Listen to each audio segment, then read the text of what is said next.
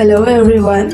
So today we will be discussing about Saadat Hasan Manto's short story Toba Tek Singh. Manto is one of the eminent Urdu short story writers. He was born in Ludhiana in 1912 and died in Lahore in 1955 and lived for a short span of time. Manto opened and exposed the hidden truth behind the morality which people used to hide under white collar. He was also named as a rebel, for he became the voice of the voiceless people. He had to face trial 6 times for the obscenity in the stories in India and Pakistan. Short stories of Manto are the barometer of society and time to which he belonged. The topics and issues which he raised in his stories continue to stare at our society in the same manner as they did 65 years ago. Poverty and morally corrupt people, politicians, sensitive issues of religion, and were the issues on which Manto wrote. Toba Tek Singh is one of the masterpieces of Manto that gained him international popularity. The story speaks against partition as it speaks for the cry of humanity. It begins with the realization on the part of Government of India and Pakistan after 2-3 years of independence the need of exchanging the inmates of a lunatic asylum, which means the Muslim lunatics in India should be exchanged with Sikh lunatics in Pakistan. Though the story begins with the description about a mental asylum, but by the end of the story, it ignores our self-consciousness to feel the pain of partition. Bhushan Singh, also called Toba Tek Singh, is the central character of the story who belonged to the village called Toba Tek and so got the name. Nobody saw him sleeping for the past 15 years and at the same time nobody saw him sitting or relaxing. He was continuously standing on his feet because of which his legs got swelling. Bhushan Singh can be compared to a tree which gets completely destroyed while being uprooted from one place. Taking the character from mental asylum, Manto tried to depict the pain of the uprooted society. People belonging to asylum were all tensed on the issue of India-Pakistan that they started behaving very differently and awkwardly. On the day of exchange, when Bhushan Singh was forced, he denied to move from the place where he was standing to move to India. After many attempts, the officials decided to leave him where he was standing as he was a harmless person. But the result of the psychological war in his mind about partition, migration and location of his village, which ends with a tragic note.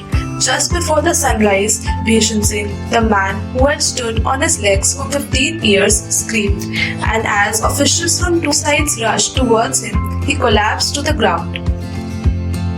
Let's see about different themes in the story. First is the theme of partition.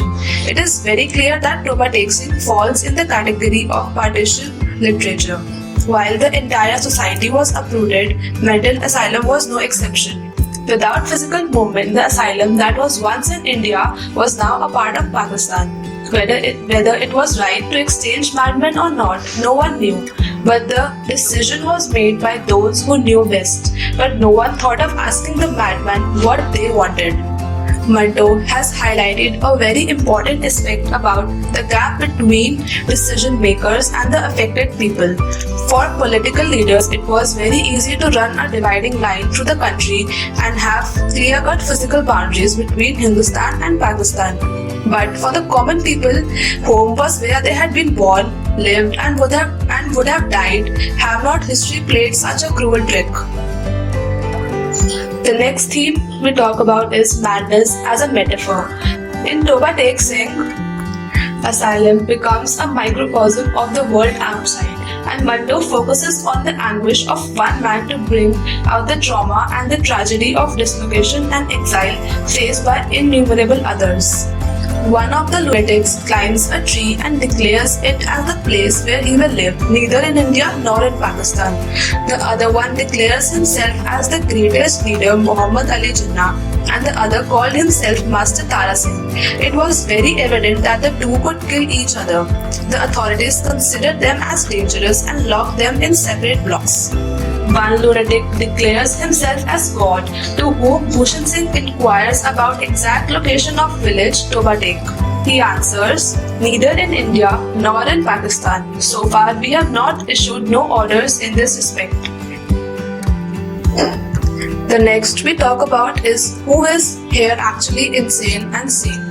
The madman's declaration that he would rather live on the tree than be forced to make a choice between the two parts of the same country echoed with most of the common people who were driven out of their homes when a sudden political decision was thrust on them. A political decision has been made without concern and it has been forced on them, leaving them with no choice but to comply. Secondly, the madman who prefers to live on tree embraces his Hindu and Sikh friends and begins to cry. For him, they are still his friends and it does not matter that they are not Muslims. Here, a question arises, who in fact is mad here? The madman in asylum or the sane men outside the madhouse? Humanity seems to be intact in this madhouse. In these madmen, ironically, the mad seems to be saner than the so-called sane predators prowling the streets in the world beyond the confines of the asylum. Toba Tek Singh has become a metaphor for the absurdity and the mindlessness of politicians. Through the character of Bhushan Singh, Manto concludes that this territorial division is unreal. A Sikh lunatic neither wants to be in India nor in Pakistan but in his ancestral village, Toba Tek, to which he belongs. The victims of partition were neither Hindus or Muslims or Sikhs, but they were essentially human beings, innocent ones.